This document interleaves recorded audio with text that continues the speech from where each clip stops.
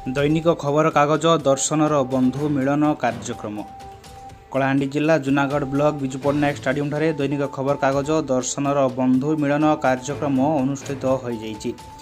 ଏହି କାର୍ଯ୍ୟକ୍ରମରେ ମୁଖ୍ୟ ଅତିଥି ଭାବରେ ଧର୍ମଗଡ଼ ବିଧାୟକ ଶ୍ରୀଯୁକ୍ତ ସୁଧୀର କୁମାର ପାଟଜୋଶୀ, ସମ୍ମାନିତ ଅତିଥି ନର୍ଲା ବିଧାୟକ ଶ୍ରୀମତୀ ମନୋରମା ମହାନ୍ତି, ଗଲ୍ଲାମୁଣ୍ଡା ବ୍ଲକ ଅଧ୍ୟକ୍ଷ ଶ୍ରୀମାନ ବିନ୍ଦୁ ମହାନନ୍ଦ, ଭବସିନ୍ଧୁ ମଙ୍ଗରାଜ, ପୂର୍ବତନ ଜିଲ୍ଲା ପରିଷଦ ଉପାଧ୍ୟକ୍ଷ କଳାହାଣ୍ଡି ଦର୍ଶନ ଖବରକାଗଜର ସମ୍ପାଦକ ବିଭୂତିଭୂଷଣ ନାୟକ, ସହ ସମ୍ପାଦକ ପ୍ରସମିତା ମହାନ୍ତି, ପରମେଶ୍ୱର ମୁଣ୍ଡ, ଅଧ୍ୟାପକ ସରକାରୀ ମହାବିଦ୍ୟାଳୟ ଭବାନୀପାଟଣା, ହାତୀରାମ ଦୁର୍ଗା, ଧର୍ମଗଡ଼ ବ୍ଲକ ସରପଞ୍ଚ ସଂଘ ସଭାପତି, ବରିଷ୍ଠ ଆଇନଜୀବୀ ଦୁର୍ଗା ପ୍ରସାଦ ନାୟକ, ଯୁବ ଉଦ୍ୟୋଗପତି ସନ୍ତୋଷ କୁମାର ସାହୁ ଯୋଗଦେଇ ମଞ୍ଚାସୀନ ଥିଲେ।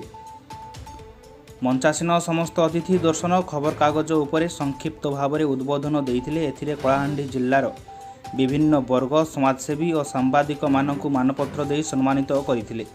ଏହି କାର୍ଯ୍ୟକ୍ରମରେ ଚିତ୍ତରଞ୍ଜନ ଦଳପତି ମଞ୍ଚ ପରିଚାଳନା କରିଥିଲେ। ଉକ୍ତ କାର୍ଯ୍ୟକ୍ରମରେ ଦୈନିକ ଖବରକାଗଜ ଦର୍ଶନର କଳାହାଣ୍ଡି ଜିଲ୍ଲା ପ୍ରତିନିଧି ଅନନ୍ତ କୁମାର ପାଳ ଓ ଜୁନାଗଡ଼ ବ୍ଲକ ପ୍ରତିନିଧି ହିମାଂଶୁ ଶେଖର ବରାଡ଼ ନେତୃତ୍ୱ ନେଇଥିବା ବେଳେ ସମସ୍ତ ବ୍ଲକ ପ୍ରତିନିଧି ଉପସ୍ଥିତ ରହି ସହଯୋଗ କରିଥିଲେ।